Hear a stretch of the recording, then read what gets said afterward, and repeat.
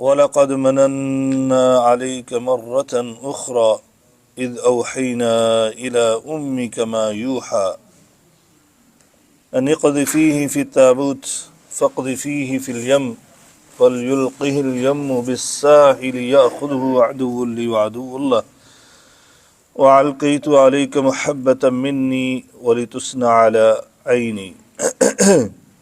ہر قسم کی حمد و ثنا اللہ رب العالمین کی ذات بابرکات کے لیے، ان گنت لا تعداد بے شمار درود و سلام سید الاولین والآخرین، امام المتقین، شفیع المذنبین، میرے اور آپ کے ہادی و رہنما جناب محمد الرسول اللہ صلی اللہ علیہ وآلہ آلہ وسلم کی ذات اطہر پر ہوں۔ سورۃ طٰہٰ کی روشنی میں ہم جناب سیدنا موسیٰ کلیم اللہ علیہ السلام کا ذکر مبارک وہ پڑھ رہے ہیں، اور اس میں جو ہمارے لیے اسباق ہیں، دروس ہیں، عبر ہیں، اس کو ہم سمجھ رہے ہیں۔ اللہ تبارک و تعالیٰ سے دعا کرتے ہیں کہ اللہ تعالیٰ ہمیں قرآن و حدیث کے مطابق زندگی گزارنے کی توفیق عنایت فرمائے۔ یہاں تک پہنچے تھے کہ اللہ تبارک و تعالیٰ نے جناب سیدنا موسیٰ علیہ السلام کو کہا کہ ہم دوبارہ تم پر احسان کر رہے ہیں، اور ان احسانات میں سے یہ احسان ہے کہ ہم نے آپ کی والدہ ماجدہ کی طرف وحی کی، یعنی الہام کیا۔ اور وہ الہام کیا تھا؟ اگلی آیت میں اس کی وضاحت فرمائی ہے کہ وحی کیا کی تھی ہم نے۔ ان کے دل میں ہم نے یہ ڈالا نقذفیہ فی التابوت، کہ آپ کو ایک صندوق میں ڈال کر آپ کو پانی کے اندر ڈال دیا جائے۔ فاقذفیہ فی الیم، یعنی پہلے صندوق میں ڈالا جائے اور پھر اس صندوق کو جو ہے وہ آگے پانی میں ڈال دیا جائے۔ یم پانی کو کہتے ہیں دریا کے پانی کو، یعنی دریا کے اندر ڈال دیا جائے۔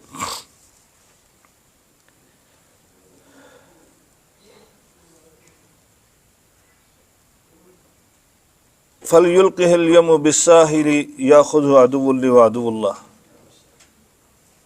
آپ سب کو علم ہے، آپ نے یہ بارہا دفعہ سیدنا موسیٰ علیہ السلام کے قصے کو سنا ہے کہ فرعون کو اس کے درباریوں نے، جو اس کے دربار میں نجومی تھے، انہوں نے بتلایا تھا کہ ان قریب بنی اسرائیل کے اندر ایک بچہ پیدا ہوگا جس کے ہاتھوں تیری سلطنت ختم ہو جائے گی۔ تو اس نے اس چیز کو ختم کرنے کے لیے یہ حربہ آزمایا کہ اب کوئی بھی بچہ بنی اسرائیل کا وہ پیدا ہوگا تو اس کو فوراً ہی مار دیا جائے۔ حکمران تھا، اور ظالم جابر حکمران بھی، جیسے گزشتہ درس میں ہم نے آپ کو بتایا کہ اس نے کہا تھا کہ میں رب ہی نہیں ہوں بلکہ تمہارا سب سے بڑا رب ہوں، اعلیٰ رب ہوں۔ اس لحاظ سے اس نے یہ آرڈر جاری کر دیا کہ کوئی بنی اسرائیل کے اندر بچہ پیدا ہو تو اس کو فوراً قتل کر دیا جائے۔ اس نے اپنی پوری فوج کو، پولیس کو جو ہے وہ اپنے ملک میں پھیلا دیا تھا، جہاں جہاں بنی اسرائیل کی بستیاں تھیں، جہاں جہاں لوگ رہتے تھے، کہیں سے ان کو پتہ چلتا فوراً یہ کام کیا جاتا۔ اسی کو اللہ تبارک تعالیٰ نے قرآن مجید میں بارہا مقامات پر بیان کیا ہے کہ وہ یقتلون ابناءکم ویستحیون نساءکم۔ فرعون تمہارے ساتھ بنی اسرائیل پر احسان جتلاتے ہوئے اللہ تبارک تعالیٰ فرماتے ہیں کہ وہ تمہارے ساتھ یہ کام کرتا تھا کہ تمہاری عورتوں کو زندہ رکھتا، یعنی بچیوں کو زندہ رکھتا اور بچوں کو قتل کر دیتا تھا۔ تو یہ بہت بڑی آزمائش تھی۔ بہرحال اکبر الہ آبادی کا شعر ہے کہ فرعون جو ہے نا وہ اپنے آپ کو رب تو سمجھتا تھا، لیکن ایسا کند ذہن تھا کہ وہ بچوں کو قتل کا الزام اس نے سر پر لے لیا کہ اتنا ظالم جابر ہے کہ معصوم بچوں کو قتل کرتا ہے۔ اس کو آج کے دشمنان اسلام کے حوالے سے جو ان کی سازشیں ہیں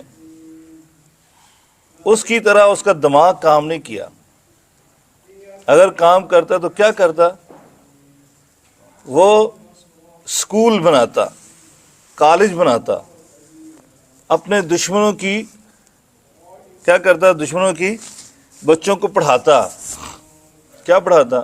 اپنا نصاب رائج کر کے، جیسا کہ ابھی ہوا. ہم مسلمان امت سوئی رہی اور ہمارے بچوں کو آرام سے انہوں نے اغوا کیا ہمارے ہاتھوں سے، ہمارے ہاتھوں میں رہے. جیسے حضرت موسیٰ لٹا دیا اپنی والدہ کی طرف، انہوں نے تو چھینا بھی نہیں ہے کہ ہمارے گھروں میں رہے، ہم خود سے وہاں پر چھوڑ کر آتے رہے ان کے اداروں میں، اور بلکہ بھاری فیسیں بھی ادا کرتے رہے. یہ لو ہمارے بچے، جیسے دل چاہتا ہے ان کو کر لو.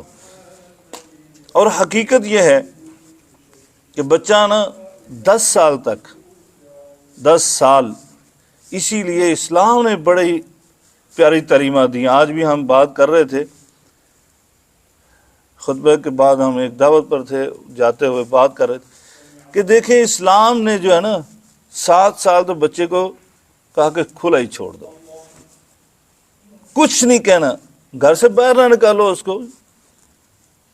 اس کو کچھ، یعنی آپ پیار محبت سے کچھ دعائیں سکھائیں، جو آپ کر سکتے ہیں وہ کریں، کوئی پابندی نہیں ہے. 7 سال کا ہوگا تو سب سے پہلا فرض کیا کرنا آپ نے؟ آپ اس کو نماز، وہ بھی کیسے؟ پیار سے، مارنا نہیں ہے، پیار سے. ہم کیا کرتے ہیں؟ ابھی 3 سال کا بچہ ہوا نہیں ہے، ابھی بیچارے کی نیند جو ہے نا وہ پوری کرنے کا یعنی موسم تھا، ہم نے اس کو کہا چل اسکول.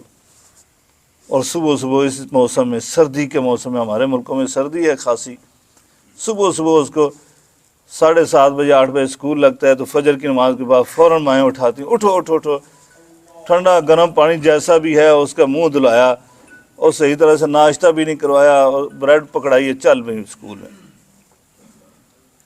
یعنی ظلم و ستم کی انتہا. ہم خود بچوں کو پر اتنا بوجھ ڈالتے ہیں کہ انتہا. اسلام نے کیا پیاری طریقہ، نہیں بھی اپنے بچوں کو 7 سال تک تو کسی کے سائے میں جانے بھی نہ دو، اپنے پاس رکھو. کیوں ماں کو کہا سب سے پہلا مدرسہ ہے؟ ماں کی گود بچے کا سب سے پہلا مدرسہ ہے. ماں اس کو پڑھائے، ماں لکھائے. اور بڑا عجیب معاملہ ہو چکا ہمارے معاشرے کا. یہاں جتنے ساتھی بیٹھے ہوئے ہیں ان کو پتہ ہے، عموماً ان میں سے ہماری سب کی مائیں جو نا وہ اسکولوں میں نہیں گئی تھیں، لیکن سب نے ہمیں بچپن میں پڑھایا یا نہیں پڑھایا؟ گھر میں پڑھایا.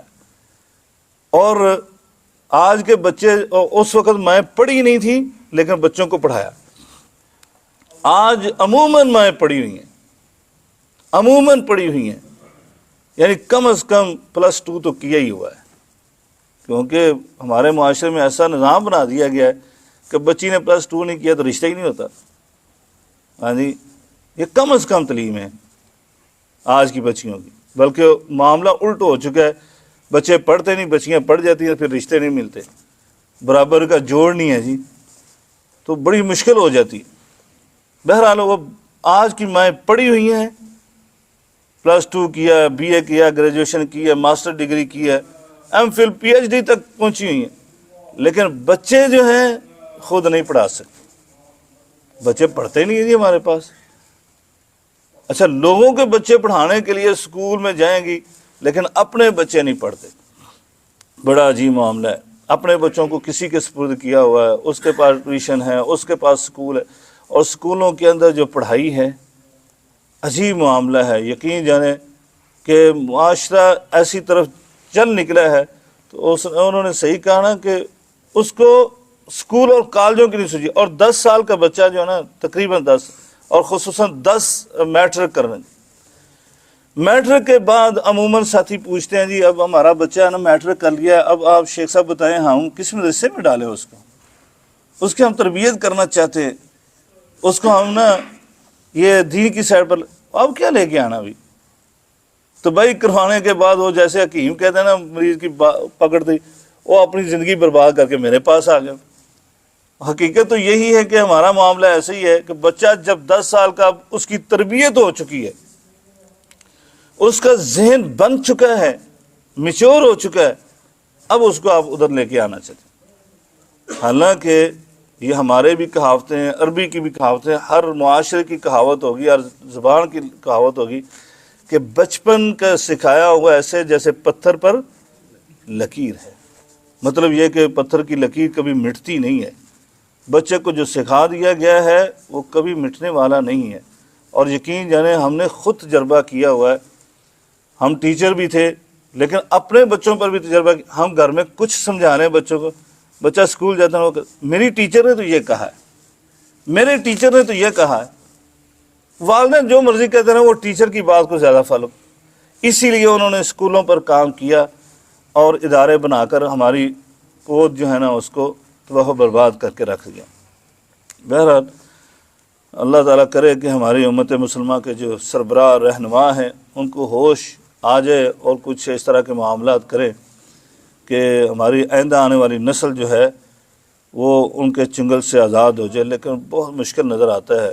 پر مایوسی تو نہیں ہونی چاہیے، اللہ تبارک تعالیٰ کی رحمت سے امید ہونی چاہیے۔ بہرحال کہ وہ اس کو اس طرح کی سوچ ہی نہیں آئی کہ اس نے ایسا کام، لیکن وہ قتل کرتا رہا۔ آج نئے انداز سے وہ اپنے ہواری بناتے ہیں، اپنے ساتھی بناتے ہیں، وہ ہم سے دور ہو جاتے ہیں ہمارے بچے جو۔ تو ہاں اللہ تبارک و تعالیٰ نے ان کی والدہ کے دل میں یہ ڈالا، جیسے ہی یہ بچہ پیدا ہو آپ نے اس کو تابوت میں ڈالنا ہے، اور تابوت کے اندر ڈالنے کے بعد پانی کے اندر ڈال دیں۔ آگے اللہ تعالیٰ نے ساری بات وہ الہامی طور پر سمجھائی ہے، یعنی یہ وحی کی ہوتی، یقینی بات ہوتی تو پھر وہ ڈرتی بھی نہ، خوف بھی نہ کھاتی، جیسے کہ سورہ قصص میں بیان کیا گیا ہے، غم بھی نہ کرتی۔ لیکن یہ سارا کچھ ہوا، یہ انسانی فطرت ہے، باوجود اس کے کہ اللہ تبارک تعالیٰ کے اوپر یہ یقین تھا کہ اللہ تعالیٰ جو بات ہمیں ہمارے دل میں ڈالی ہے وہ پوری ہوگی۔ اس کے ساتھ ساتھ دیکھیں اللہ تبارک تعالیٰ اگر حضرت موسیٰ کو بچانا چاہتا ہے گھر میں ہی تو بچا سکتا تھا یا نہیں بچا سکتا تھا؟ بچا سکتا تھا، لیکن اللہ نے کہا یہ دنیا جو ہے کیا ہے، یہ دارالاسباب ہے، اس میں اسباب آپ نے پکڑنے ہیں، جو آپ کو بتا دیے گئے وہ آپ نے کام کرنا ہے۔ اسی لیے یہ ہمارا امتحان ہے، دارالامتحان ہے، ہم نے اس امتحان سے گزرنا ہے۔ آپ کہیں کہ ہمارے بچے جو ہیں وہ اللہ بچانا چاہے تو بچا سکتا تھا، تو اللہ نے ہمارے اوپر بھی کچھ ذمہ داری ڈالی ہوئی ہے نا، تو ہم نے بھی کچھ کرنا ہے۔ تو اسی طرح اللہ تبارک تعالیٰ دیکھے کیا کام کروا ہے، اور کتنا، یعنی یہ ظاہری طور پر لگتا ہے کتنا مشکل کام ہے کہ معصوم بچہ، چند لمحوں کا بچہ، اس کو پیدا ہوتے ہی صندوق کے اندر ڈال کر اور پھر پانی کے اندر ڈال دیا جائے۔ بات تو بڑی عجیب تھی، اللہ تبارک تعالیٰ نے کروائی، اور پھر ساتھ یہ کہا یا خود ہو عدو لی و عدو اللہ، میرا جو دشمن ہے اور جو اس کا دشمن ہے وہ ہی اس کو لے گا، وہی اس کو پکڑے گا، اور پکڑنے کے بعد کیا کرے گا؟ قتل کر دے گا۔ نہیں فرمایا وَأَلْقَيْتُ عَلَيْكَ مُحَبَّةً مِّنِّي، کہا کہ ہم اس پر ایسی محبت کا جال اس کے اوپر لگا دیں گے، کوڈ کر دیں گے حضرت موسیٰ کے اوپر محبت کا، جو بھی اس کو دیکھے گا محبت اس کے دل میں پیدا ہو جائے گی۔ اس فرعون کی زوجہ جو تھی، اس کی بیوی جو تھی، اس نے دیکھتے ہی اس کے دل میں گھر کر گئے حضرت موسیٰ۔ عورتوں کا بھی بڑا کردار ہوتا ہے نا، آج خواتین اسلام کو تو ہم نے سمجھا کہ کوئی کردار ہی نہیں، حقیقت ہے۔ ہم چند دن پہلے ایک پروگرام کیا تھا، اس میں نے یہ خواتین کے حوالے سے بھی گفتگو کی تھی، اور یقین جانے کہ ہم نے اپنی خواتین کو یہ کبھی بتایا بھی نہیں ہے، بتانا چاہیے کہ خواتین کا کردار کیا ہے۔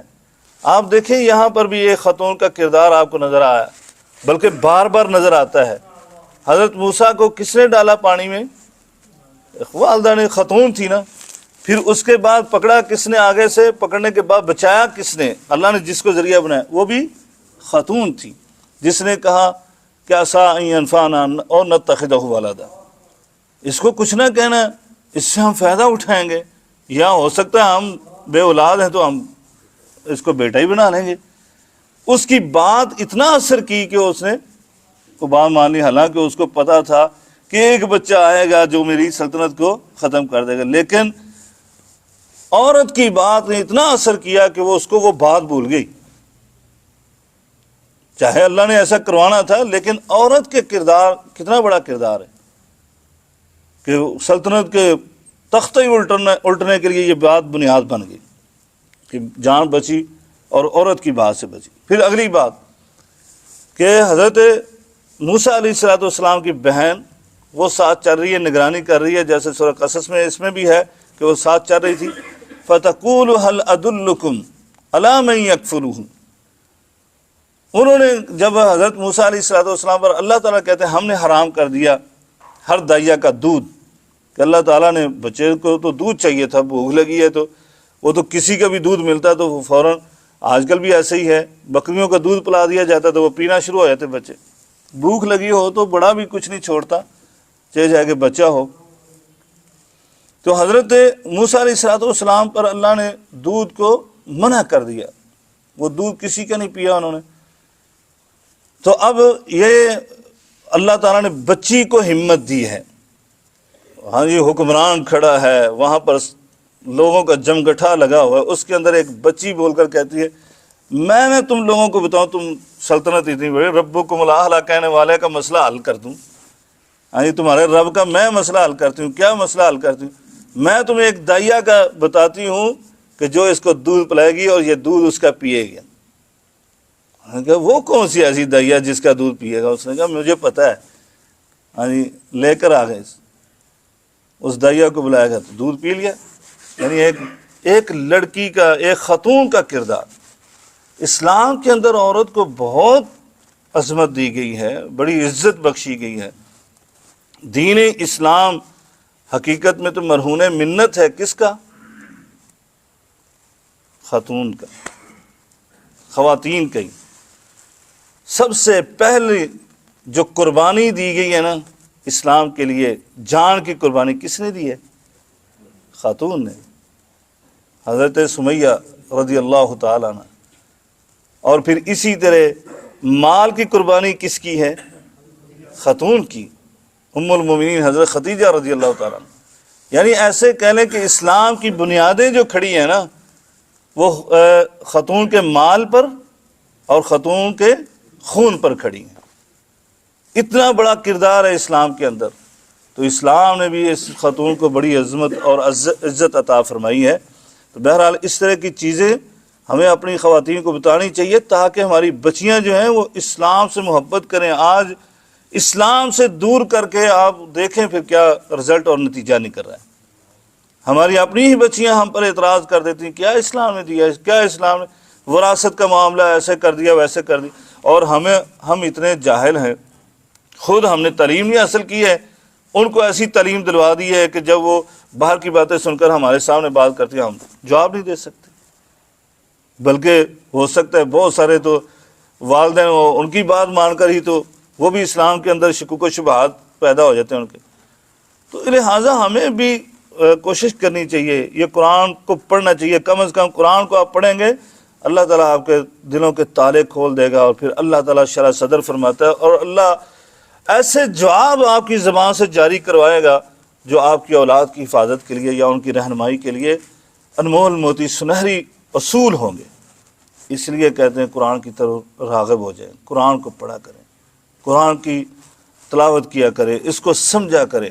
بار بار آپ سے درخواست، یعنی یہ درس سے کچھ نہیں ہوگا، یہ صرف ہم مہینے یعنی ایک ہفتے کے بعد جمعے کی کلاس ہم سمجھیں ہمارا فرض پورا ہو گیا، ہم نے فہم قرآن میں بیٹھے تھے جی ہمیں درس مل گیا.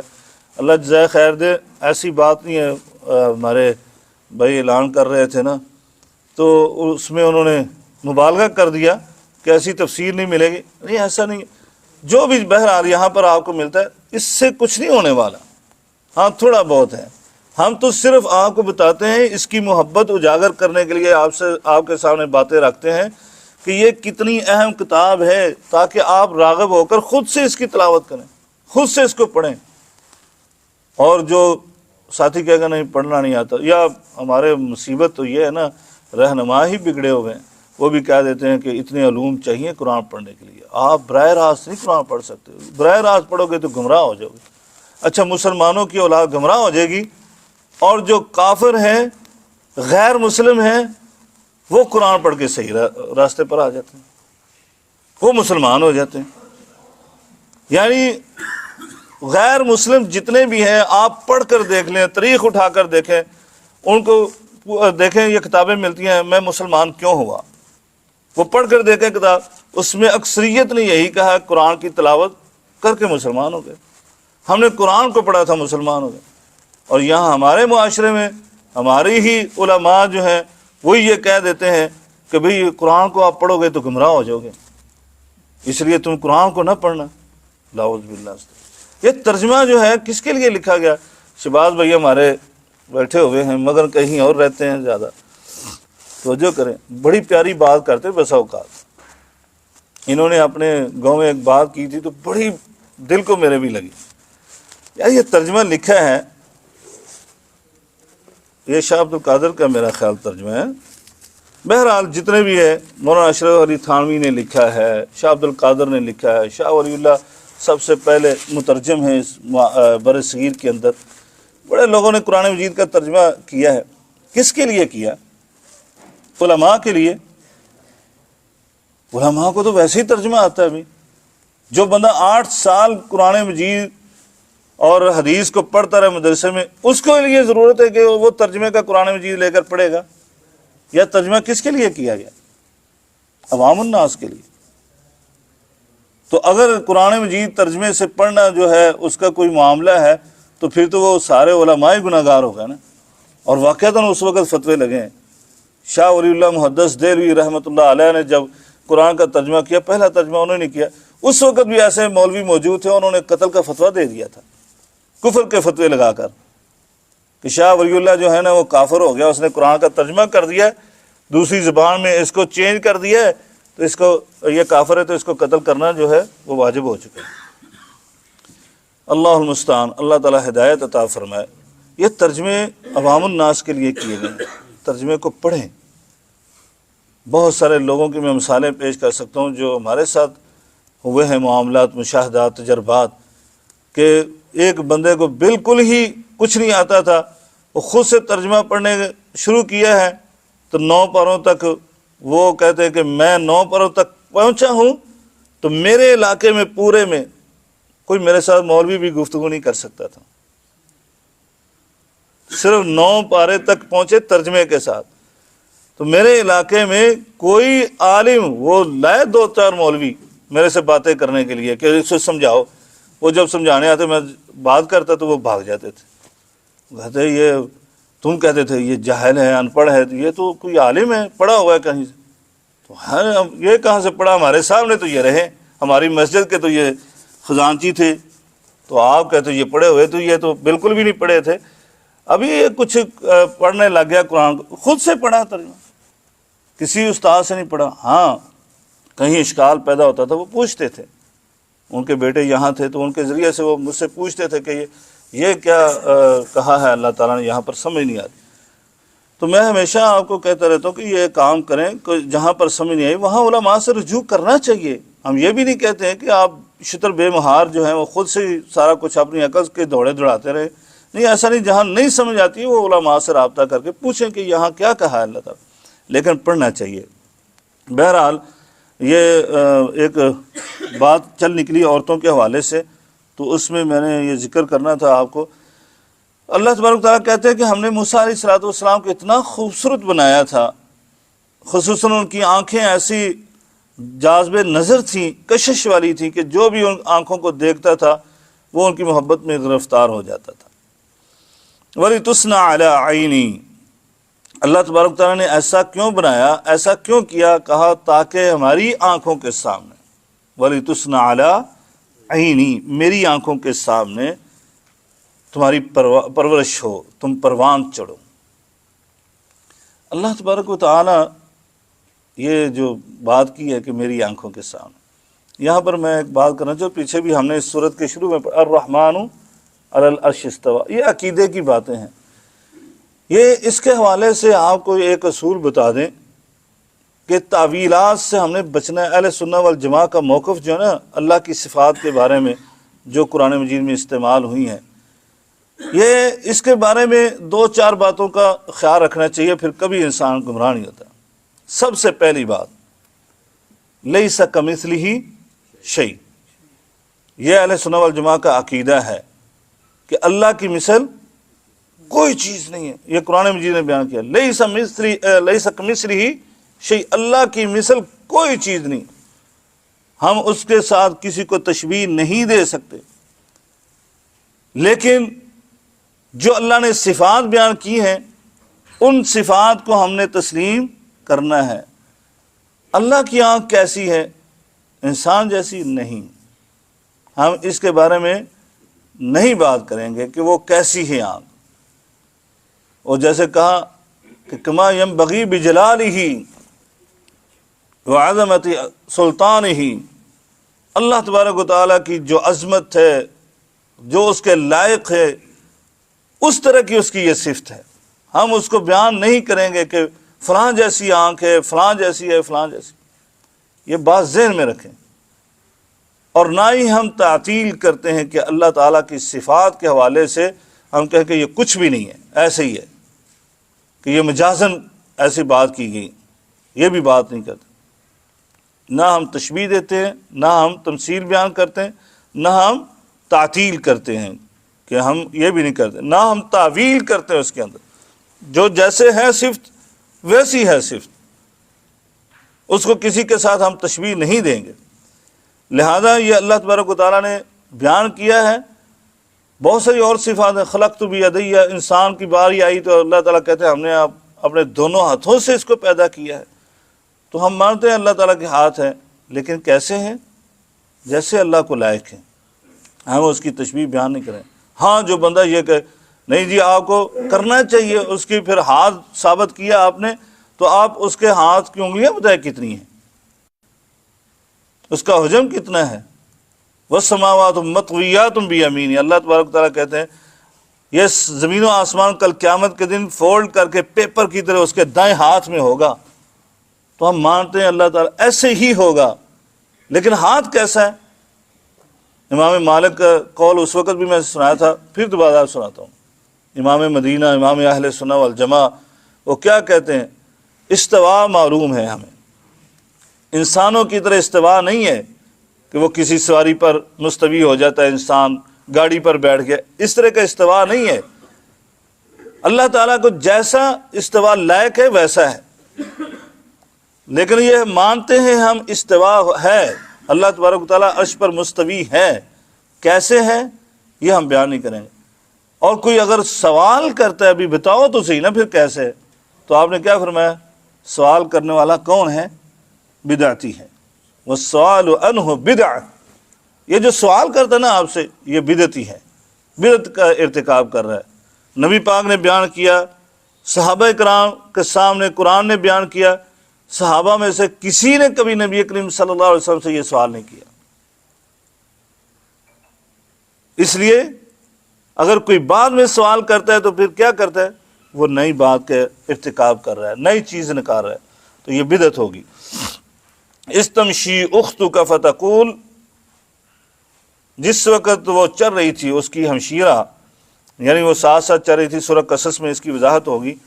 فتقول هل ادلکم، یعنی ان کی والدہ ماجدہ نے ہی کہا تھا جاؤ اپنے بھائی کا خیال رکھنا، لیکن اس انداز میں تم نے ساتھ ساتھ چلنا ہے کہ کسی کو پتہ نہ چلے۔ اور اس بہن نے پھر ذمہ داری پوری ادا کی، پتہ بھی نہیں چلنے دیا کہ کوئی اس کی نگرانی کر رہا ہے۔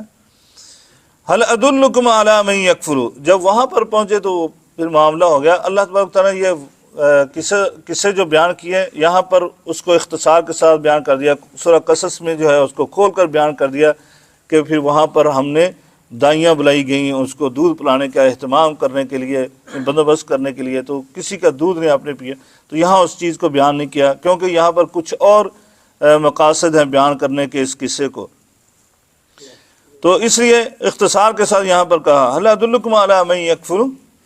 جب انہوں نے نہیں دودھ پیا تو پھر ان کی ہمشیرہ نے کہا میں تمہیں ایسی دیا کا نہ پتہ دوں جو اس کی کفالت کریں۔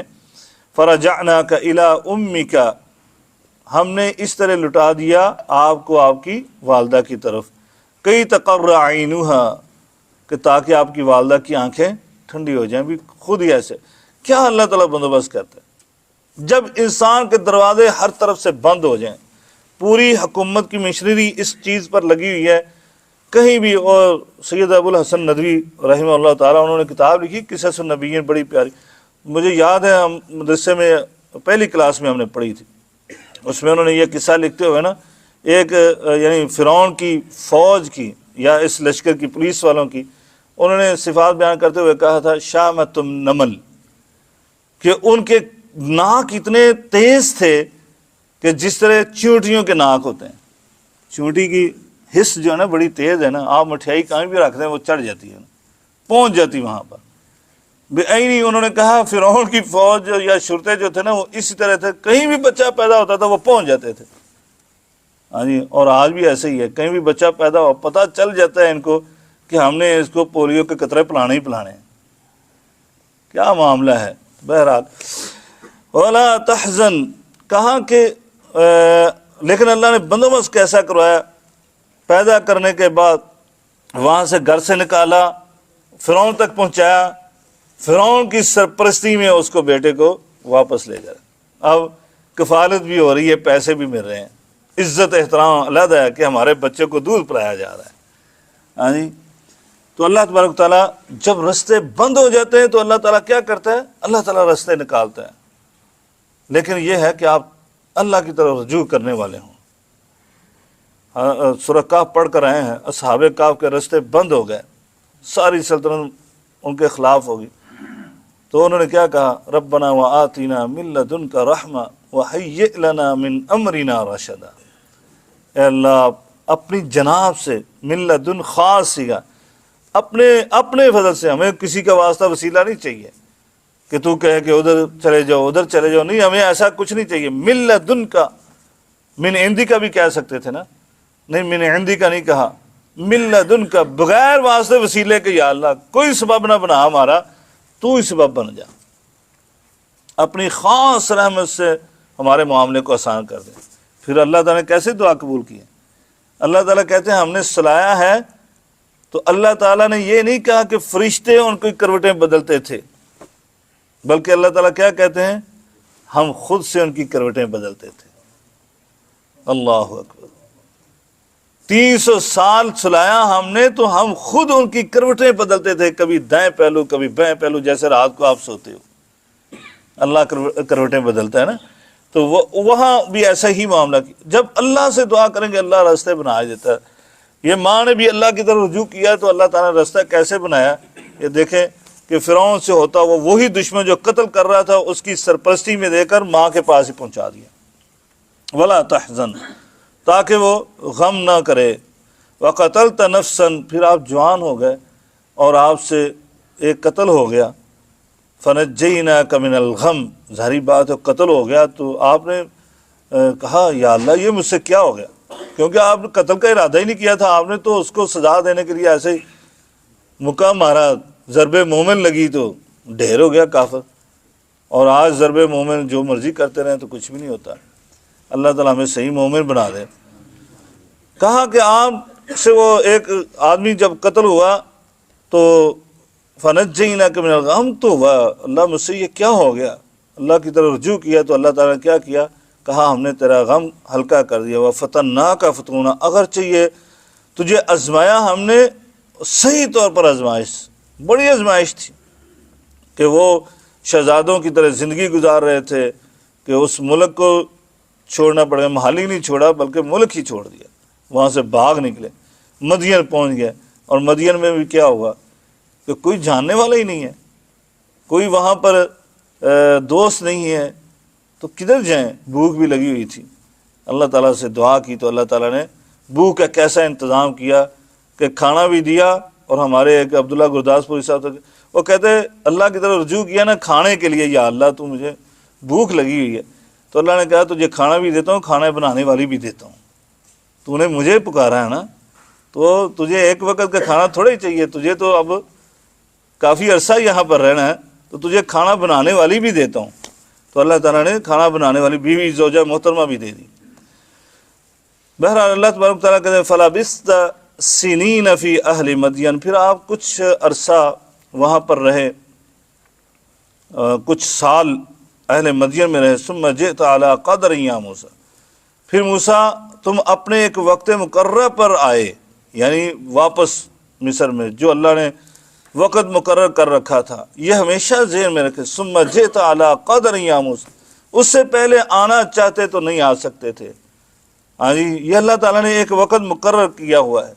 آپ اپنی زندگی کا ہمیشہ یہ اصول بنا لیں، کوئی بھی کام جو ہے نا وہ اپنے وقت سے پہلے نہیں ہوگا، وہ اپنے وقت پر ہی ہوگا جیسے مرضی۔ اور اگر کوئی جلدی کرتا ہے تو اسلام نے ایک اصول بھی بنایا ہے، جو جلدی کرتا ہے کسی چیز کو حاصل کرنے کے لیے تو پھر وہ چیز اس سے کبھی مل بھی جائے تو وہ ایسی آزمائش بنتی ہے جو اس کی تباہی اور بربادی کا سبب اور ذریعہ بن جاتی ہے۔ وراثت کو جلدی حاصل کرنے کے لیے اربا استعمال کرتے تو اسلام نے قانون بنایا ویسے ہی محروم کر دیا جائے، اس کو وراثت نہیں ملے گی۔ جو جلدی کیسے ہوگا؟ ظاہر بات ہے، میرا باپ جلدی سے فوت ہو جائے تو کئی خود سے اپنے ہاتھ سے مار دیتے ہیں، ایسا ہوتا ہے؟ یہ نہیں ہوتا۔ مال کے لیے، وراثت کے لیے کہ میری یہ وراثت مجھے مل جائے، تو اسلام نے کہا یہ محروم ہو گیا، اب کبھی نہیں اس کو ملے گی۔ یعنی یہ وارث بن بھی رہا تھا، اکیلا بیٹا تھا، تب بھی وارث نہیں بن سکتا، ہمیشہ کے لیے محروم ہے۔ یہ وہ الگ مسئلہ ہے کہ دنیا کے اندر تو یہ قانون ہی نہیں ہے۔ ہاں جی، ماں معاف کر دیتی ہے، چلو بھی سلسلہ چلنے کے لیے، خیر اللہ کے ہاں تو مجرم ہے۔ بہرحال یہ اللہ تعالیٰ کی طرف سے ایک وقت مقرر ہوتا ہے جو اس کے لیے احسن وقت ہے، اللہ تعالیٰ اسی وقت وہ کام کرتا ہے۔ تو اس لیے ہمیشہ جو ہے وہ ذہن میں یہ رکھا کریں اور کبھی مایوس نہ ہوا کریں کہ میرا کام پہلے کیوں نہیں ہوا، یہ پہلے ہو جاتا، نہیں، وہ اس وقت ہی آپ کے لیے مناسب تھا۔ وَاسْتَنَعْتُكَ لِنَفْسِي، اور ہم نے آپ کو اپنا عامل بنا لیا۔ اور اللہ تعالیٰ کسی کو اپنا عامل بنا لے تو یہ بڑی اچھی بات ہے۔ میں نے آقا علیہ الصلوۃ والسلام نے فرمایا تھا، من اراد اللہ بعبد خیرا، اللہ تعالیٰ جس کے ساتھ خیر اور بھلائی کرنا چاہتا ہے نا تو اس کو کیا کرتا ہے؟ اس کو اپنا عامل بنا لیتا ہے، اپنا ورکر بنا لیتا ہے۔ صحابہ نے پوچھا اللہ کے رسول اپنا ورکر کیا بنا لیتا ہے؟ کیسے اللہ تعالیٰ اپنا ورکر بنا لیتا ہے؟ ہم تو اللہ کے بندے ہیں، لیکن یہ جو آپ نے خاص لفظ بولا ہے کہ اللہ اپنا عامل بنا لیتا ہے، اپنا کام کرنے والا بندہ بنا لیتا ہے، ملازم بنا لیتا ہے، تو نبی کریم صلی اللہ علیہ وسلم نے فرمایا تھا کہ اللہ تعالیٰ اس کو مرنے سے پہلے نیکی کرنے کی توفیق عطا فرما دیتا ہے۔ یہ ہے اللہ کا عمل، یعنی جس کو اللہ توفیق دیتا ہے نا نیکی کرنے کی، وہ سمجھے اللہ نے اس کو ڈیوٹی پر لگا دیا۔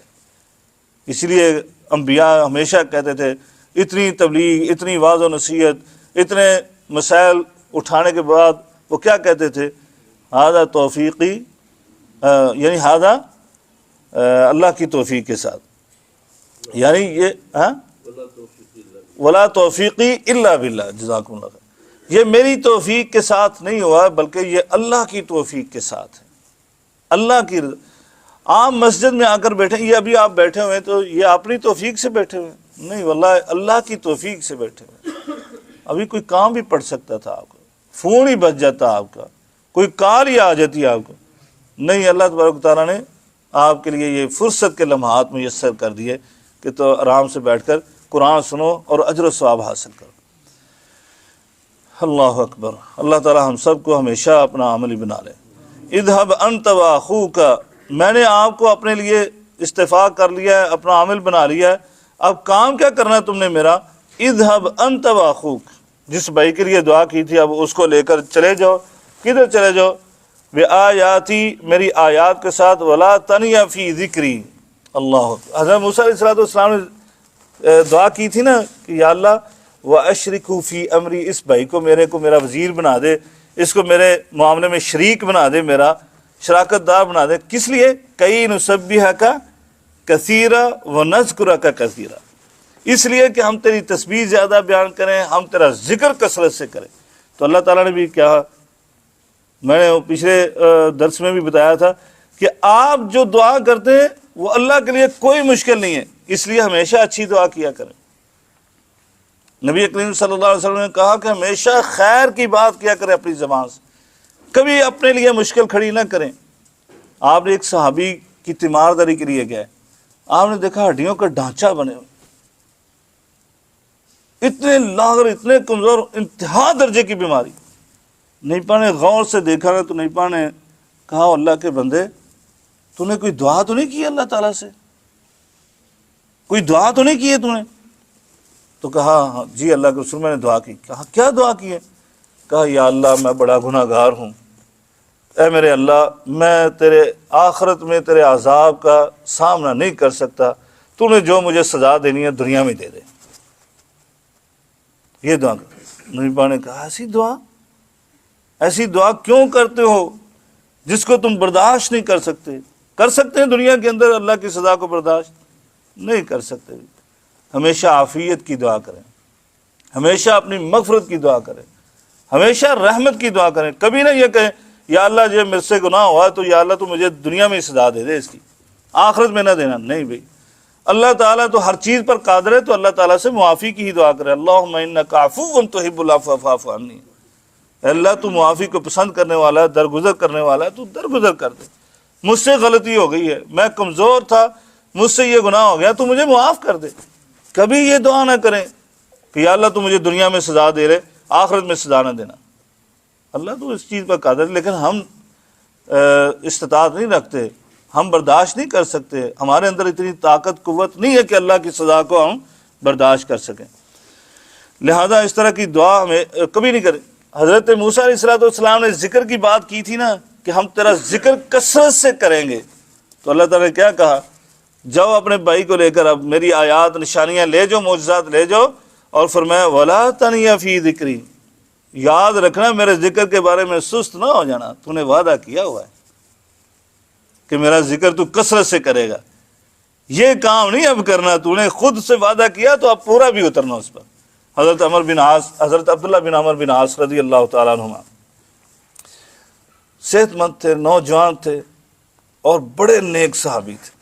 وہ صحابی ہیں جن کو نبی پاک نے کہا تھا عبداللہ اتنی محنت نہ کیا کر، کم عبادت کیا کر، اتنی زیادہ عبادت۔ اللہ نے نبی کو کہا اور نبی نے آگے سے اپنے ایک امتی کو کہا، ایک امتی کو کہا کہ اتنی عبادت نہ کیا کر۔ تو وہ کون تھے؟ جناب سیدنا عبداللہ۔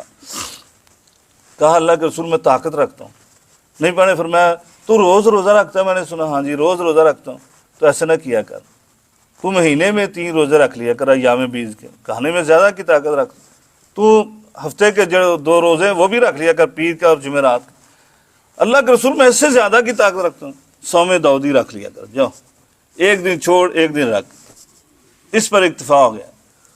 قرآن مجید روزانہ پڑھتے تھے، روزانہ پڑھتے تھے۔ میں ترغیب کے لیے بتانے لگا ہوں، ہمارے ایک ساتھی تھے، اور مسئلہ بھی سمجھ لیں، میرے مدینہ یونیورسٹی کے ساتھی تھے، ماشاءاللہ قرآن بڑا یاد تھا، روزانہ بیٹھے بیٹھے 10 پارے پڑھ جاتے تھے۔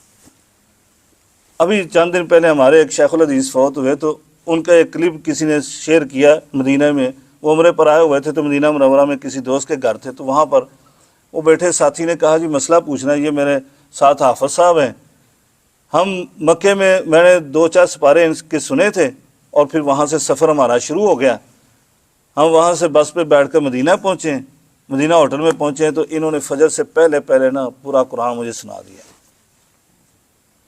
کتنے گھنٹے لگے؟ 9 گھنٹوں میں، 9 گھنٹوں میں پورا قرآن انہوں نے سنا دیا۔ تو مسئلہ پوچھنا تھا، شیخ صاحب وہ شیخ الحدیث تھے، جب 2-4 دن پہلے فوت ہوئے، اللہ تعالیٰ ان کی مغفرت فرمائے، میرے استاد بھی تھے، ان سے وہ مسئلہ پوچھ رہے کہ شیخ صاحب ہم نے سنا ہے کہ نبی پاک نے فرمایا 3 دن سے پہلے قرآن کو ختم نہ کرو، تو یہ انہوں نے ایک رات میں ختم کر دیا، 9 گھنٹوں میں قرآن مجھے سنا دیا ہے سفر کے اندر۔ دیکھیں جو قرآن پڑھنے والے ہیں ایسے بھی ہے۔ خیر انہوں نے کہا بھئی جو آپ نے حدیث پڑھی ہے نا، فہم یہ ہے، اساتذہ سے یہ فائدہ اٹھانا چاہیے، اس طرح کے فوائد لینے چاہیے۔ انہوں نے کہا کہ وہ حدیث سب مسلمانوں کے لیے، لیکن اس میں سے استثناء ہے، کن کو؟ حافظوں کو، قاریوں کو، ان کے لیے نہیں ہے وہ۔ یہ تو صاحب علم ہیں، مدینہ کے فاضل ہیں، پڑھے ہوئے ہیں، وہ اللہ کے نبی نے کیوں کہا کہ قرآن مجید کو سمجھ کر پڑھنا چاہیے؟ ان کو پہلے ہی آتا ہے ماشاءاللہ، سارا ترجمہ آتا ہے، تفسیر آتی ہے، تو یہ حافظ قرآن بھی ہیں، منزل کے لحاظ سے یہ پڑھ سکتے ہیں، کوئی حرج نہیں ہے، یہ ایک دن میں پڑھ سکتے ہیں۔ پھر انہوں نے امام شافعی رحمۃ اللہ علیہ کا واقعہ سنایا انہوں نے کیا وہ رمضان کے اندر 4 قرآن ختم کرتے تھے ایک دن. کتنے قرآن؟ 4. اللہ نے کیا برکت ڈالی ہوئی تھی ان کے ٹائم کے اندر. اور خود میں نے ان کا قول مناقب شافی میں پڑھا ہے، امام شافی رحمۃ اللہ علیہ کا. انہوں نے کہا کہ فقہ صبح پڑھاتے تھے، حدیث پڑھاتے تھے، فتوے دیتے تھے، اتنے مصروف رہتے تھے. تو رات کو قرآن کی تلاوت کرتے، ایک ساتھی آپ کے شاگرد نے پوچھا کہ امام صاحب آپ قرآن مجید کتنی تلاوت کرتے؟ انہوں نے کہا کہ اصل کام تو یہ ہے میرا، قرآن پڑھنا ہے، اللہ کی کلام، اللہ سے ہم کلام ہونا ہے بھائی، اللہ کے کلام پڑھنا ہے، اصل کام یہ. وہ تو اللہ نے اضافی ڈیوٹی لگا رکھی ہے میرے اپنے لیے جو کام کرنا ہے وہ بھی تو کرنا ہے نا، تو قرآن پڑھنا ہے.